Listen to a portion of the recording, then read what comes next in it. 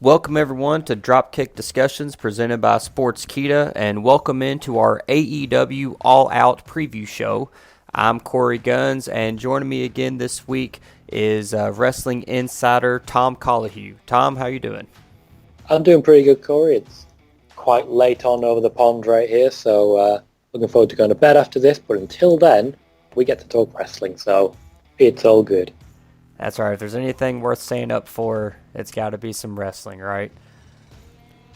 Absolutely. What can I say? I get paid to talk about wrestling. What's not to like? Well, let's get right into it. Before we get into the card itself, I do want to ask you, obviously it's a big weekend for AEW with their all-out event this Saturday. With everything that has happened before this, and we know what's coming in the future with the TNT television deal for AEW in October, do you think that this is the most important event for AEW in their, I guess, brief history? You know, there's been a lot of build-up. This is really the first event that there's been some actual build-up to the storylines and to the matches, over the course of some of their previous events. Like I said, they've got the TNT television deal coming up in October, so you would think this is their last big chance to kind of hook some viewers and get them interested in watching the television show weekly on TNT. So how big of a deal is this event for AEW in the big scope of things? Well, really, I would say this is the beginning of the war. Because so far they've been uncontested. They've been coasting a little bit. They've been getting by on reputation and certain big names. This weekend, they are up against it in many directions. They're up against a New Japan show in the UK. They're up against a UK takeover show in the UK. They've got to come out swinging. They've got to come out hard. And they've got to make sure this event is the top one of those three. I wish them the best of luck in doing it. Well, let's talk about what they've got to offer us. We'll run down the card here, starting with a six-man match that was just recently added to the card, I believe just this week. You've got SoCal Uncensored, Kazarian, Christopher Daniels. Scorpio Sky. Yes, thank you. I went blank there. You would think I'm the guy that's up at midnight. But SoCal Uncensored, they're going up against Jungle Boy, Luchasaurus, and Marco Stunt here. Give me your thoughts and your pick in this recently added match. Well, you've got an interesting one. You've got the veterans against the new up-and-comers who have established themselves quite firmly in the company so far. I know that a few of these names were in the Battle Royal for the first show, Double or Nothing. And it's an interesting one because SCU so far have been in six-man after six-man. It's very clear where their place is on the card, and that's a real shame given some of the talent that they have. But if they can get these guys over, it's all for the good. So I think really you're going to have the good guys, the fresh up-and-comers winning this one in what should be quite a technical but at the same time high-flying match. Yeah, I think I'm taking Jungle Boy and Luchasaurus and Stunt in this one. I think Luchasaurus is a guy that's definitely unique. He was one of the, I think, last remaining 2 or 3 in that Battle Royal that you mentioned at All In. So I see him as someone that they maybe want to push. And I've heard good things about Jungle Boy and his potential as well. So that's the trio that I'm rolling with in this match. What say you? Completely agree. It's their time to shine, and if they're going to be pushing up the card, this is the time to do it. Right, then next we've got some women's action of a couple of Japanese stars that are going to be making an appearance on the card. You've got Riho against Hikura Shida, and I hope I'm saying those names correctly. I think I am. Tell us a little bit about this match and some of the women's superstars that are involved. I think it says a lot about the confidence that the company have, that despite having the big battle royal, this is a women's match that they really want to showcase. There's been publicity for both women. I really wanted to focus on a Hikaru Shida interview that's just come up on Sportskeeda, because it really shows that even on this level, it's affecting people to have this competition. And I quote, she said, "I think that it's good to look at it as competition. AEW has just started and WWE has a worldwide reach and fan following. But then AEW is a company made only for wrestlers and wrestling fans. End quote. This shows how it's affecting them, and you've got two people here who aren't going to be known to that wide variety. They're going to want to pick up that gauntlet, pick up that mantle, and really show what they can do with this one. So who's your pick for this one? Is it Shida? For me personally, it's Shida. I think she just has a very strong high ceiling, and even though Rio certainly is a very strong competitor as well, they need to establish that women's division, and I think she's someone that can really establish it on the back of. I tend to agree with you there. So let's move on to the triple threat match that we've got coming up. This match will pit Joey Janela against Jimmy Havoc and Darby Allin. And you got to think probably with the participants involved, maybe some hardcore aspects will be involved. Maybe we'll get some tables, maybe some thumbtacks. You never really know, especially with Jimmy Havoc and Janela involved. What's your thoughts on this match? And give me a pick. Well, this is undoubtedly going to be the hashtag blood and guts match of the show. They like to make sure there's at least one now after Vince McMahon's comments. For me, I always find these matches difficult to watch, primarily because I'm a little bit squeamish. I still haven't watched Randy Orton penetrating Jeff Hardy's ear with the screwdriver, because every time it's on that Hell in a Cell show, I just hide my eyes. I don't want to see that. So I'll struggle to watch this one, because I know these three seem to have no regard for their own health and their own bodies, and they will just destroy everything. I think Darby Allin is probably the one who will be getting pushed out of this. He had the match with Cody Rhodes. He has that position on the card, whereas Joey Janela, he's come in, he's had a few matches. Jimmy Havoc's come in, he's been involved in multi-man. They can deliver. They're proven to deliver. Allin can prove himself on this one.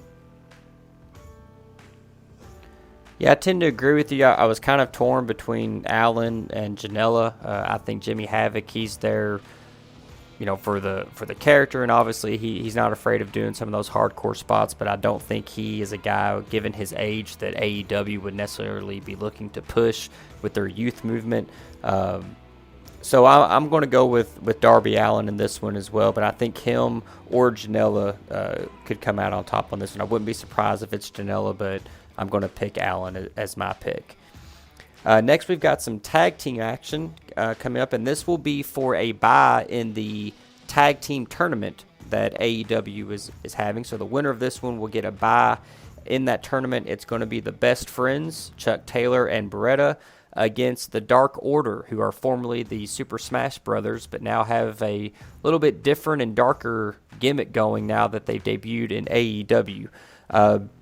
What are your thoughts? How you see this match breaking down? I think the really telling part here is the bye, because it doesn't necessarily mean that one team won't be in the tournament. So, for example, if you have one team win the bye, the other one could still meet them in the final or something similar like that. So I think more than anything, it comes down to who needs the big win. Best Friends have been around for a long time. They've been doing very interesting things. They have fans. They're well established. Dark Order, as you say, is something fairly new, fairly different. Maybe not so known to fans around the world, but certainly in AEW, they've been trying to find ways to be interesting, and they've been doing this successfully. Give them the win. Give them the chance to really show what they can do. Take it into the bye, and it also gives the Best Friends a little bit more to rail against. Yeah, I agree with you here again. I think Dark Order picks up the win. It's interesting, though, you mentioned about the bye. I think it could be maybe a good story to tell if the Dark Order gets the win and gets the bye, but somehow the Best Friends kind of sneak back into the tournament, and maybe they end up meeting in the finals as much as a revenge match, going all the way back to this all-out event, that at the end of the tournament we end up with the two teams that we essentially started with the Best Friends and the Dark Order.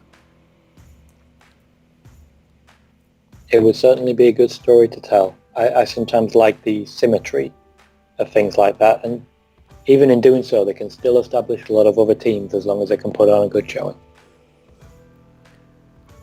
Well, let's move into now, I think, what's really the meat and potatoes of this card. These next 4 matches, I think, are really what people will be buying the event to see. Not that some of these other matches won't deliver and give us some good things on the show, but I think really these 4 matches that we're talking about next is really what the company is selling and is trying to get people to buy in order to see. So we'll start with Cody Rhodes going up against Shawn Spears, and he will have Tully Blanchard in his corner.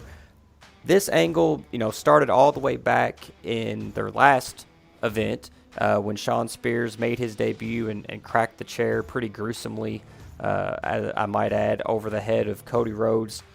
And they've really told this story over the past couple weeks and months, and this has been the first angle I've seen them somewhat blur the lines between reality and, quote-unquote wrestling. They have openly talked about their relationship between Cody and Shawn going all the way back to OVW, which at one time was a WWE property, obviously is not technically owned by them anymore, but, was interesting to see them bring up that company in the build-up. They've built the angle around Cody calling Shawn Spears a quote-unquote good hand and someone that he saw as bringing into the company as almost a player coach, and obviously Shawn Spears taking umbrage to that and taking a little offense to that he wants to be more than just a good hand in the company. So you've really got these two kind of locked in this reality-based storyline with each other. Like I said, you've got Tully Blanchard in Spears' corner. Obviously, a lot of history between Tully and the Rhodes family. What do you make of this match, and who do you see coming out on top in this? Well, there's a lot to sort of digest here. Shawn Spears, when he was Ty Dillinger, was probably one of my least favourite WWE talents. Not because he lacked talent, or not because he was a bad wrestler, he certainly was not. The issue was that he, like many who came up through NXT at that time, was just incredibly one-dimensional. That's not him. That's the personality he's been given. That's the push he's been given and what it's been framed around. Ty Dillinger is the guy who said 10. I still could not tell you anything else about the character or the person. He said 10. That was all he had to go on. Shawn Spears, different quantity entirely, has certainly changed a lot of minds, and I'm very much enjoying what he's doing on Twitter, for example. He made an impact, he got the world talking, and I think really he has to come out with the win here. He absolutely has to. Otherwise it's just very awkward for the whole situation. Cody has to be giving back. This is an ideal chance to do that, to establish someone, to really put someone on the map. He has to be giving back. So these are one of the moments when we'll see what is his plan as an executive vice president. How is he going to deliver? Beyond just having great matches, he's been having extremely good matches. What's the plan going forwards for how he's going to give favours for others, develop them, and improve the overall product, potentially at his expense? I do want to mention at this point, Cody Rhodes has been mentioning CM Punk. And a lot of people are speculating that we will see CM Punk in AEW. I still do not see that happening under any way, shape or form. Cody has, of course, said that it's not going to happen. There are rumours now that CM Punk will be appearing on WWE television as a host again. It's an interesting world when everyone's got something different to say about CM Punk, all ignoring the fact that Punk himself has said he's not interested. Many times, in every degree. I just wanted to mention it there, because even though it doesn't particularly pertain to the match, it's still saying about how Cody's going to build this company from the ground up as it is now. I'm hoping to see Shawn Spears come out with the win. It's interesting you bring CM Punk up here. Now, there is a stipulation in the match where that's been promoted, so you got to think it's going to be part of the match itself, that each combatant can only have one person in their corner for the match. Obviously, Shawn Spears is going to have Tully Blanchard. the person in Cody's corner has not been officially revealed. You know, it could be Brandy, who's always there for his matches. Maybe there's been rumors that it's going to be MJF, maybe somebody from Cody's camp like DDP. But you got to think that the fact that it was a quote-unquote stipulation in the contract that only one person can be in each man's corner, that's going to somehow be played up in the match and be a surprise or be something that fans are looking forward to. I think it would be a letdown if they promoted this and then it ended up being just Brandy Rhodes, like she's always there. So CM Punk, maybe he's the corner man for Cody Rhodes. It would definitely make a splash and definitely get a pop from the crowd and get people talking, I would think. I'm not saying it's going to happen, but you know, since you brought him up, that would definitely be a shocker if it ended up being CM Punk as the corner man for Cody Rhodes. Well, my immediate concern would be then you've put yourself under so much fan expectation. This may well be why Cody came out and said, look, we haven't signed CM Punk. Just as a way of trying to keep people from expecting that CM Punk is going to be the one turning up at this. My expectation is that it'll just be Dustin Rhodes. And that will continue the storyline that began in that first show, in that match between the two, where they are getting back together, they are supporting each other again. That is what I would expect it to be, personally, because I think that fits the narrative better and it tells a better story. I don't see how CM Punk would be anything other than a pop for the crowd, and a cheap pop at that. He has no storyline here. Sure, they could be creating one, but I don't see it serving a long-term story. I just see him turning up, being involved in a match, and moving on. If he turns up, which I don't personally believe is likely. All right, so you got Spears in this match. I'm actually going to take Cody, and part of that has to do with who I think is going to win the next three matches and kind of plays into that. I wouldn't be surprised to see Spears maybe lay Cody out after the match, you know, beat him down with a chair. You know, maybe we get another blood spot or something in there to continue the feud, and maybe Spears ends up getting the big win later on down the road. But I do think Cody picks up the win here because I think they need some AEW top talents to go over in some of these matches. And like I said, as we talk about the next three, I'm not so certain that there's going to be a lot of AEW wins to be had in some of these more major matchups. So I'll maybe explain that a little bit more as we go through here, but I'm going to take Cody in this match to get the win and then also to probably catch a beatdown afterwards. Next up, we've got the AAA Tag Team Championship on the line in a ladder match as the Lucha Brothers will defend their titles against the Young Bucks. If you're into high-flying, daredevil, death-defying stunts and spots, I think this is definitely the match for you. I don't think it will disappoint. These guys have had matches on AEW pay-per-views before that have been very stellar. It is important to note that there were reports that Rey Fenix, one of the Lucha Brothers, sustained a leg injury last week at an event. There hasn't been any word about if he may be possibly in jeopardy for this match. Everything that we have seen and heard up to this point is that he will be there.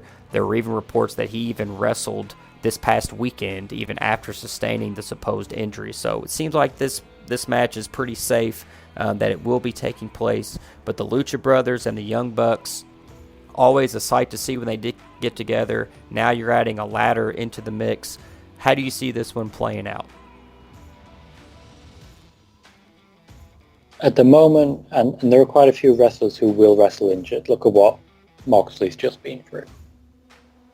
Yes, Phoenix does have an injury that he is carrying. There will be fitness tests going forward, especially over the next week, to see how he's doing. Obviously, a ladder match can be very taxing physically, especially with the style that all four of these men wrestle in. It is very difficult to work this type of a match with an injury of that style. An arm injury is probably much better in this particular sort of environment. But at the same time, we know what to expect from all four of these. We know it's going to be very athletic. We know it's going to be very intense. We know he's really going to get the crowd going, and especially add a ladder in there. I see where you're coming from when you talk about maybe the Elite won't be getting that many wins, because I certainly can't see the Young Bucks taking these titles. I can't see them taking them away.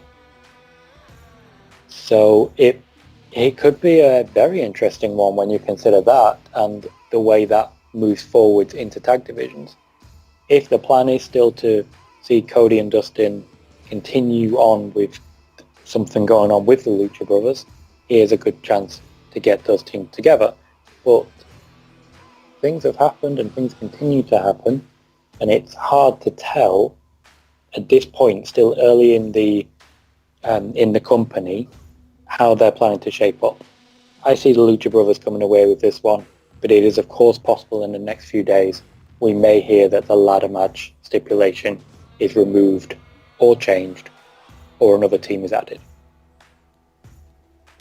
Yeah, I agree. I've got the Lucha Brothers taking this one as well, and we'll definitely keep you updated as of this recording, as we're recording right now, which is Tuesday evening on the in the U.S. Late Tuesday night over in the U.K. for Tom.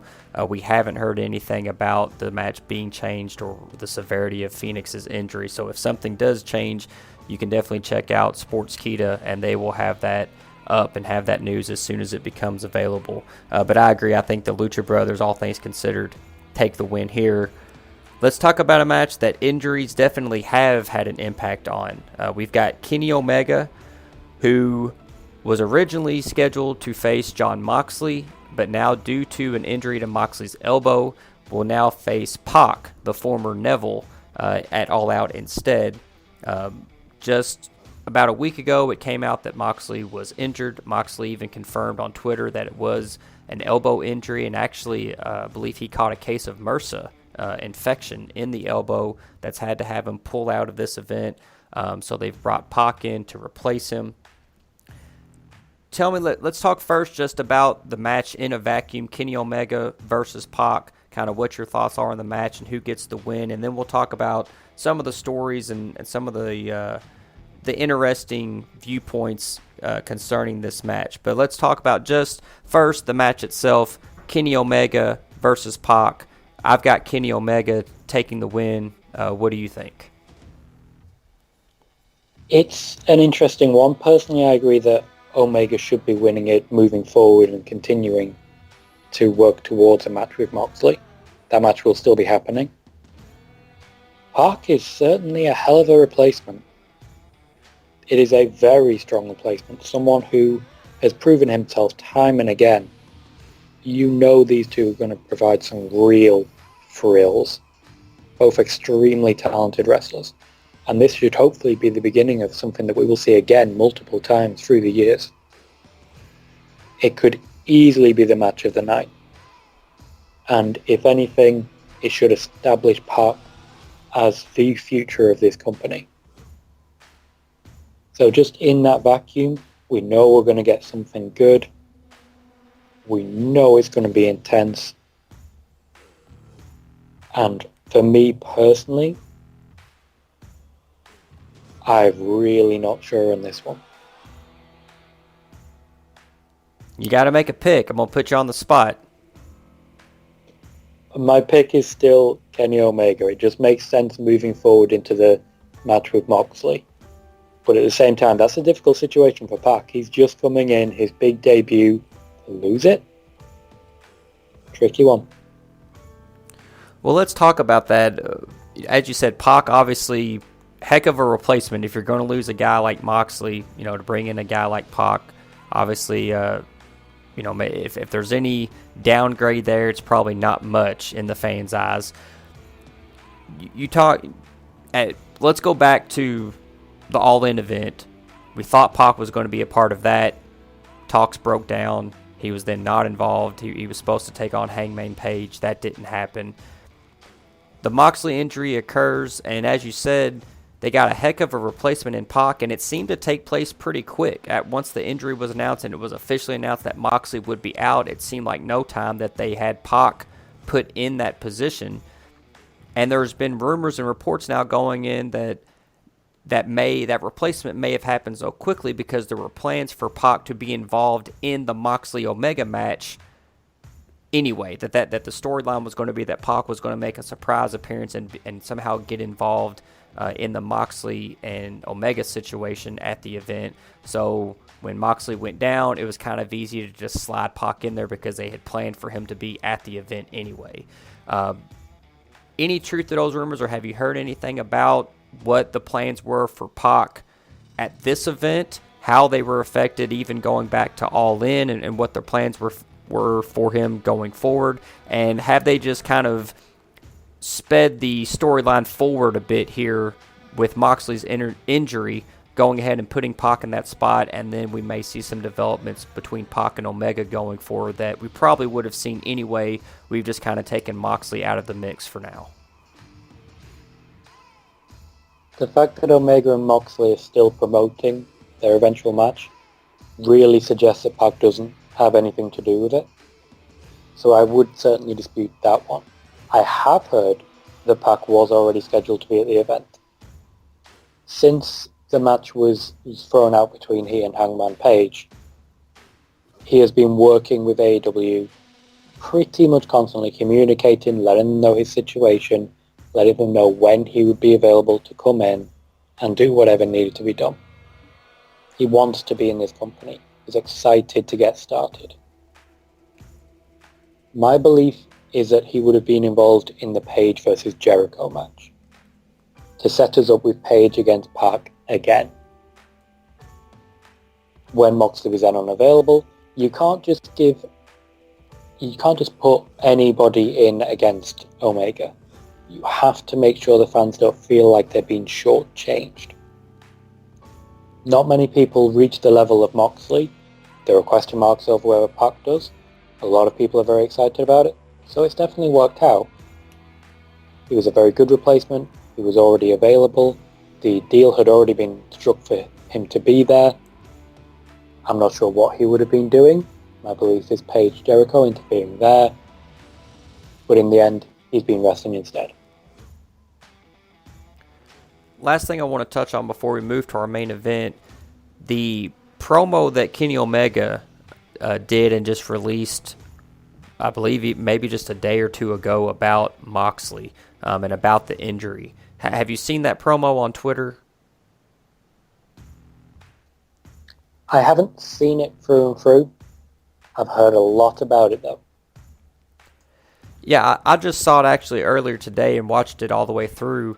And the only thing that I wanted to ask you, and if you haven't seen it, then we can kind of just move on until maybe you've had an opportunity to watch it. But I almost got a heelish vibe from Omega from that promo. Calling Moxley unprofessional, kind of making vague insinuations that maybe Moxley was faking the injury or had pulled out of the event late, or again kind of blurring the lines between wrestling and reality, and told him at the end that he really didn't care if he ever returned, that he knew that he was supposed to wish him a speedy recovery and wish him the best, but that really he didn't care if he ever came back to AEW, which I know is probably is obviously just storyline. But he came off as very much a heel in that promo, and I just wanted to get your opinion if you thought that was the intent, was to maybe place Omega as more of a tweener in this feud with Moxley, because you would think that Omega is being at least positioned maybe along with the Young Bucks and Cody as part of the Elite as the face of this company, and as a big time baby face up to this point. But I got kind of a heelish vibe from here with that promo towards Moxley. Was it anything you have to add or any thoughts on that? Yeah, absolutely. Even not having seen it, I can say with absolute confidence that he would be intentionally painting himself as a heel, because Jon Moxley is the hottest property in wrestling right now. He's not going to be the heel. And if you want to build your company around people like this, you're just going to have to roll with that. Which means no matter how big you are, no matter how popular you are, you got to get out of his way. You got to let him be the babyface. You got to let him garner that attention. And sometimes the only way to do that is to be the bad guy. Now, don't get me wrong. He'll probably be the good guy pretty much immediately afterwards in his next feud, once that feud eventually plays out, because he won't be wrestling Moxley at that point. But you cannot be a face and wrestle Jon Moxley at the moment. You just can't. All right, well, let's get to our main event. The AEW World Championship, the inaugural AEW World Champion will be crowned in the main event. Chris Jericho against Hangman Page. And this is the most interesting match to me on the card, not just because it's for the AEW Championship, but also because of the TNT television deal, where AEW will be going weekly in October.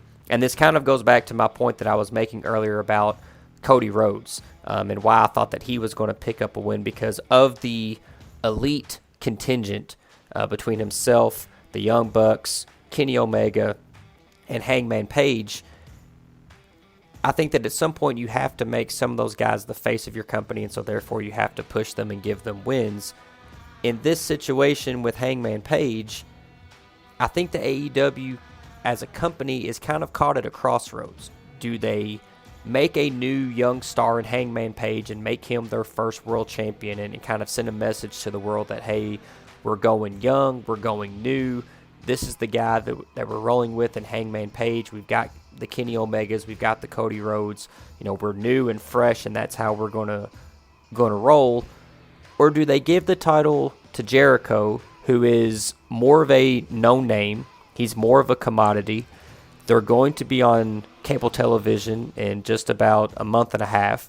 So do they go on into the TNT deal with a more established name like a Chris Jericho to get people to watch? People that are maybe casual fans of wrestling will hear that, oh, Chris Jericho's back in wrestling and he's going to be on TNT. He's with this new company, AEW. He's their champion. I'm going to check it out. Plus, he's a heel, so you could easily set up the first big feud being the babyface chasing the heel champion, which we've always heard that historically, supposedly that has always been the better drawing angles and feuds, is when the babyface is chasing the heel instead of vice versa. So I think this is really interesting to see kind of how AEW, what direction they go in, knowing that they are soon going to be exposed to the masses on TNT. What's your view on that, and what direction do you think they ultimately choose to go in? I know, and it's pretty much an open secret at this point, the original plan was to get that title on Hangman Page from the off and see what he could do with it. That was the original plan. And this is going to be a bit of a money where your mouth is situation, because AEW, as has been mentioned, is supposedly for wrestling fans and for wrestlers.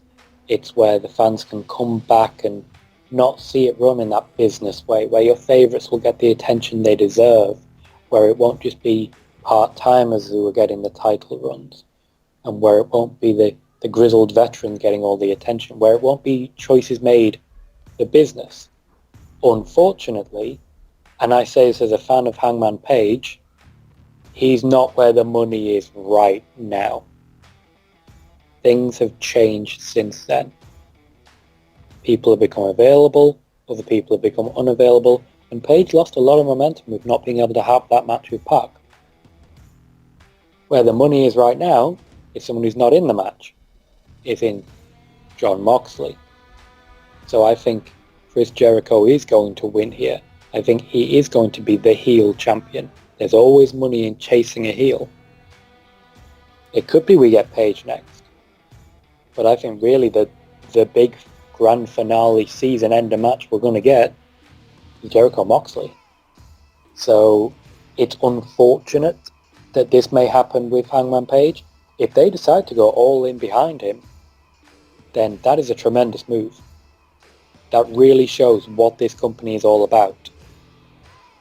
But it will produce less business than Chris Jericho, the known quantity, the recognisable name, being chased by Jon Moxley, the hottest thing in the industry right now. So I believe it will be Jericho. And yes, it is very interesting to see what they choose to do. Yeah, see, I'm leaning that direction as well. I think Jericho comes out with the win here. They go into TNT, with him as the champion, and then maybe they get to a big title change at the next pay-per-view event after the cable deal, after they've had some weeks and months of television to build to that title change and build to that babyface champion. And like I alluded to, I also think it's really interesting that there's a distinct possibility that every member of the elite, of kind of the founding fathers of AEW, could all come out with losses in this event. That Jericho could beat Hangman. Like I said, I think the Lucha Brothers will beat the Young Bucks. Omega could potentially lose to PAC. I think you could, like you alluded to when we talked about that match, there's a lot of storyline development that could come from an Omega loss. Maybe Moxley is healthy enough to do a run-in and maybe get involved in the match. I know he can't wrestle, but maybe he could at least get out there and throw a chair or something in the match. So maybe Omega takes an L. I picked Cody to win his match just for that reason. But I would not be surprised to see Shawn Spears win that match as well. So we could potentially see a situation where every founding father of AEW takes a loss on what is arguably their biggest pay-per-view event to date. I think that would be a very good thing, and that would be a great display by those men as to where they see the future of their company and how they plan to develop. I would slightly argue when you say founding fathers, though, because Chris Jericho is definitely one of them. Yeah, absolutely. I guess members of the elite maybe would be a more accurate way to describe that, I guess. Yeah, I think it would be the perfect way to say it's not about us. It would be the absolute perfect way to do that. Whether or not that will happen, I'm not sure. I don't think it's necessarily the best move for all of them to lose, but I think it could potentially be the best move long term, and it's a very good impression to leave behind. Definitely should be interesting on Saturday. You've got our picks and our predictions.